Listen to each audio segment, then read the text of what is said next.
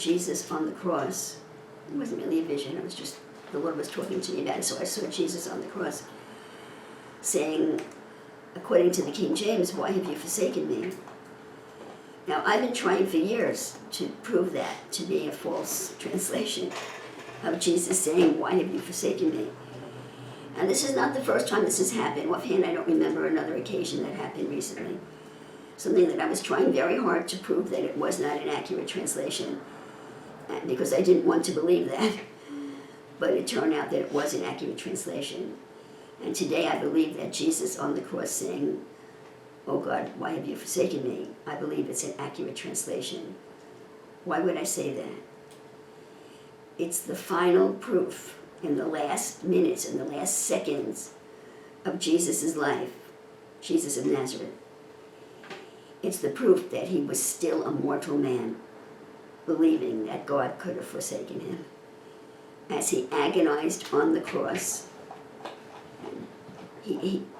as he agonized on the cross, he failed in the last seconds before God replaced his sin nature with a righteous nature, believing that God could forsake him. Do you understand what I'm saying? I'll say it again. It sounds like blasphemy almost, but we know that Jesus was not God.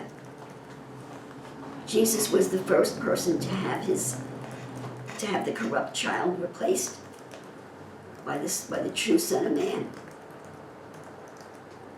But listen, just like I told you that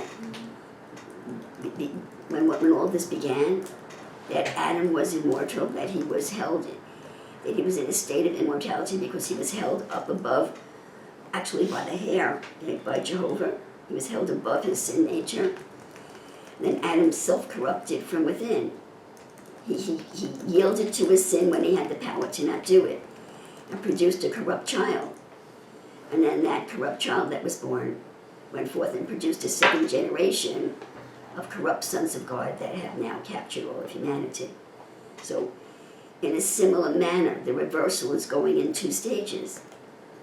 Jesus was the first man, by the power of God, to overcome the corrupt child and straighten out his own internal elements.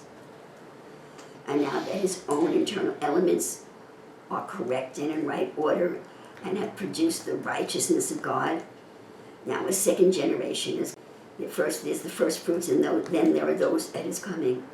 The first fruits of the first fruits is now coming forth. This second generation of righteousness within humanity, the second generation of the return. Can you hear that?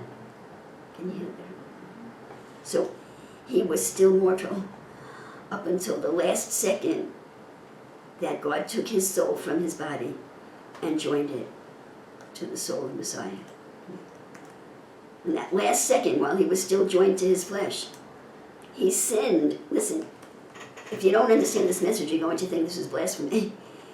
Jesus was a mortal man that went through a very similar process to what I've been describing for you. By the power of God, he overcame the animal nature. And in the very last moments of his difficulty, he sinned. He proved to the world that he really was a mortal man in the last seconds of his travail. And right after that the proof went out that this was a mortal man, okay? That God snatched his soul from his body died, and his soul was fully saved. And the first stage of the restoration was complete by his soul, by the Son of Man within him being joined to the upper triad. I don't know what the right word is. I'm really tired. I don't know what the right word is. He was a mortal man, and we are mortal. And it can happen to us too, but it will not happen easily, but we can do it through understanding. We will survive all the trials through understanding. And the trials are designed to teach us the difference between the life of God and the life or the mind or the mindset of the lesser gods, which are the corrupt children that the first Adam produced. The difference between the two minds. In that last second, Jesus fell prey to the corrupt mind. And that last second before it died, before that corrupt mind died, Jesus fell prey to it.